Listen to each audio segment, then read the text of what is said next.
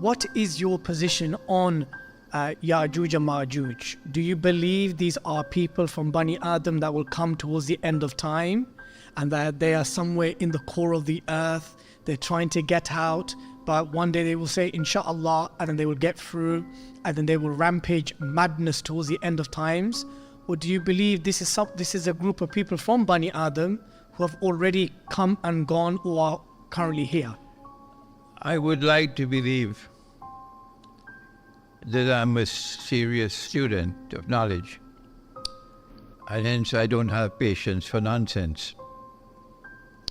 And at this age, when I'm past the age of 80, and I have been teaching and lecturing on the subject of Gog and Magog for 25 years now, I have made absolutely no headway at all.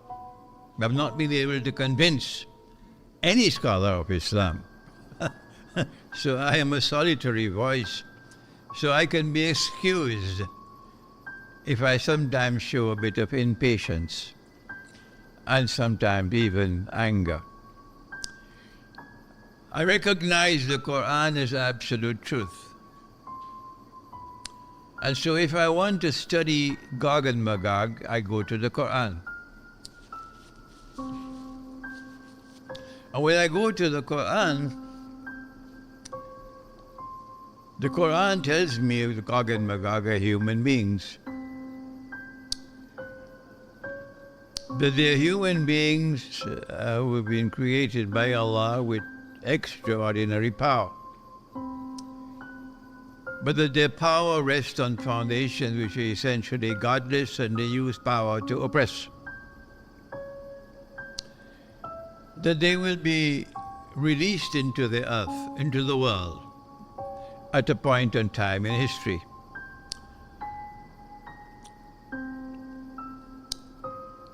They were checkmated. That's the best word I can use. By Zulkarnain. And the world was safe from them. But that was thousands of years ago in Surah Al-Kahf of the Quran. But that one day they will be released.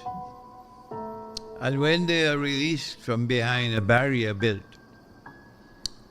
then the Quran tells us, and that's where I go first for knowledge, that they will then spread out in all directions. And hence, with just 5 rupees worth of common sense, that's all you need. 5 rupees worth of common sense. That if these are a people with such power, that even Zulkarnain could not fight them and defeat them, but had to contain them. That when they are released into the world and they spread out in all directions, it takes just 5 rupees worth of common sense that they'll take control of power in the world.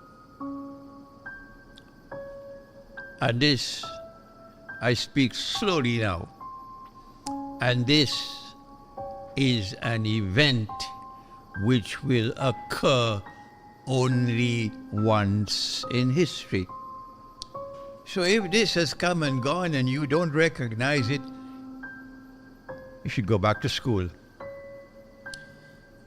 If I or any of our viewers fall into that category of not having 5 rupees worth, could you at least enlighten us to tell us what that event was? The Quran goes on to say that when they have spread out all over the world, and then with 5 rupees worth of common sense, that's all. Don't ask me, show me the hadith. Because I said that's the door, leave and don't come back.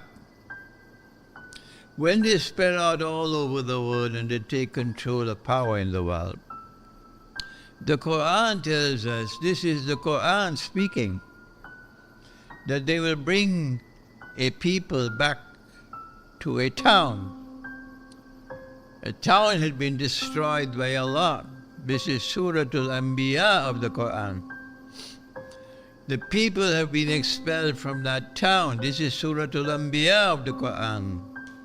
Allah has placed a ban on them. They could never return to that town to reclaim it as their own. This is Surah Al-Anbiya of the Quran. They will never be able to return to that town until Gog and Magog have been released and are spread out all over the world. So which is that town? That's the question. Which town is it? Your Darul Uloom says you mustn't ask that question. But my model of scholarship is different. Which town is it? I must find out. And in order to find out which town is it, I have to search to see which town is connected with Gog and Magog. And when I do that, it's very plain and clear.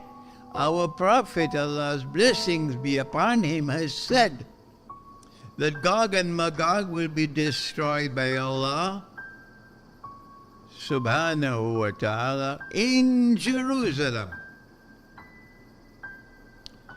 And so I say, you can say what you want. I say that the town is Jerusalem. I'm confident that I'm correct.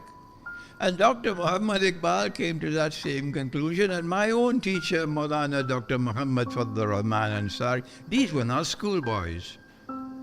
These were real scholars. He also came to the conclusion that the town was Jerusalem, and I came to that conclusion. And hence the Quran is telling us, the Quran is telling us that Allah destroyed Jerusalem. The Quran is telling us that Allah expelled the Israelite people from Jerusalem. The Quran is telling us that Allah placed a ban on them, that they could never return to Jerusalem to reclaim it as their own until Gog and Magog have been released and they are spread out all over the world. And then with 5 rupees worth of common sense, they have taken control of power in the world. And as I said to you earlier, this is an event which will occur only once in history. And if it has come and gone and you cannot recognize it, then go back to school. So the Quran is telling us that when the Jews have been brought back to Jerusalem, after how long? 2,000 years. When the Jews have been brought back to Jerusalem to reclaim it as their own, which is at the heart of what is happening now in Gaza. Let me repeat that. Which is at the very heart of what is unfolding in Gaza. When the Jews have been brought back to Jerusalem to reclaim it as their own, has that happened as yet? It's in the process. The Jews that came back to Jerusalem to reclaim it as their own and establish their own state in 1948. That's a long time ago. So the answer is yes. The Jews are back in Jerusalem and they reclaimed it as their own. The answer is yes. Do they want that? So who brought them back? If you could answer that question, you'd identify Gog and Magog. Who brought them back? The answer is modern Western civilization, and Russia is not a part of modern Western civilization. Modern Western civilization brought them back, and therefore I came to the conclusion, and Allah knows best, that Gog and Magog are those who control power in the modern West.